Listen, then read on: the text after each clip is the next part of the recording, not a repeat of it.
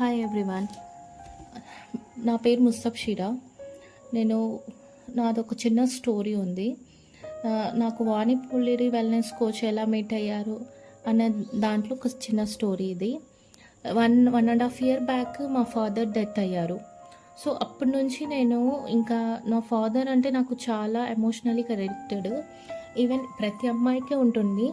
But నేను చాలా ఇంకా ఏమైపోయినానంటే డిప్రెషన్లోకి వెళ్ళిపోయి ఈవెన్ నేను 1 year కంటిన్యూస్గా యాంటీ డిప్రెషన్ పిల్స్ యూస్ చేశాను.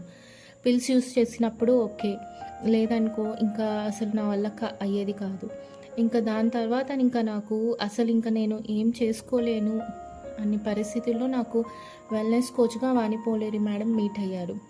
ఆఫ్టర్ దట్ నేను ఇంకా ట్యాబ్లెట్ స్టాప్ చేసి 3 months కంటిన్యూషన్గా నేను కౌన్సిలింగ్ తీసుకుంటా ఉంటే నాలో ఏం చేంజెస్ చేసుకోవాలి ఎలా అనే దాంట్లో మేడం స్లోగా ప్రాసెసింగ్ చెప్తా ఉంటే చాలా చేంజెస్ వచ్చాయి.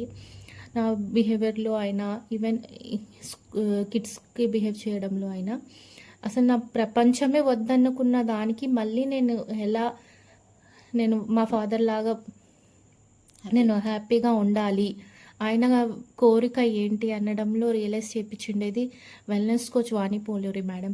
Thank you so much. ప్రతి ఉమెన్కి ఏంటంటే చెప్పుకోలేని బాధలు చాలా ఉంటాయి. లోపల ఒకటి బయట ఒక నవ్వుతో ఉంటాం ప్రతి ఉమెన్. ఈవెన్ ఉమెన్కి అని కాదు, గర్ల్స్ కానీ నీడే. సో కౌన్సిలింగ్ అనడం, వెల్నెస్ కోచ్ అనడం చాలా నీడ్ ఈ జనరేషన్ కిడ్స్కి, ఈ జనరేషన్ ఉమెన్స్కి. సో అందరికీ యూజ్ అవుతుంది అనుకుంటున్నాను. ఇన్ కేస్ మీకు యూజ్ అవుతుంది అంటే వాణిపోలేరి మేడంని అప్రోచ్ కాండి. Thank you so much ma'am.